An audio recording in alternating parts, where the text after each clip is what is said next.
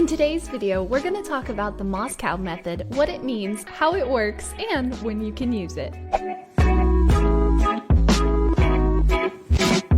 A product management tool that enables you to confidently prioritize what to work on next, build and share clear roadmaps, and collaborate on strategy. Let's start out today's video by looking at what the Moscow method is and what it stands for. The Moscow method is one of the most popular prioritization techniques. By using this method, stakeholders can better understand the importance of different features in a release. The acronym Moscow stands for 4 different categories of initiatives: must-haves, should-haves, could-haves, and will not have at this point, or won't-haves. Sometimes the W in Moscow is used to stand for wish instead of will not have right now. Let's break each of them down and see what each of them means. The must-haves are the essential features that need to be included in the product. Failing to include one would result in a failed release. Should-haves are important requirements, but not essential. They are initiatives that are of great importance and add significant value, but are not crucial. Next, in the could-have bucket, you have your nice-to-have initiatives, as they don't quite affect the core function and would have a very small impact if they were left out. And lastly, we have the won't-haves. These are definitely not a priority for the foreseen time frame, and therefore will not be included in the specific release. In other words, they are out of scope. The Moscow model sets your initiatives by order of priority and can therefore be applied to any phase of the product lifecycle. However, it is most applicable to product launches, market launches, particularly early stage products, and MVPs. This is a good method to get the whole organization involved in the prioritization process, which in turn creates a broader set of perspectives by getting different departments involved. Now let's move on to how the Moscow method works. In order to run the Moscow method smoothly, your product team and stakeholders need to decide on the objectives and factors that will be decisive to the criteria. This will be immediately followed by reaching a consensus on what initiatives or features you'd like to select.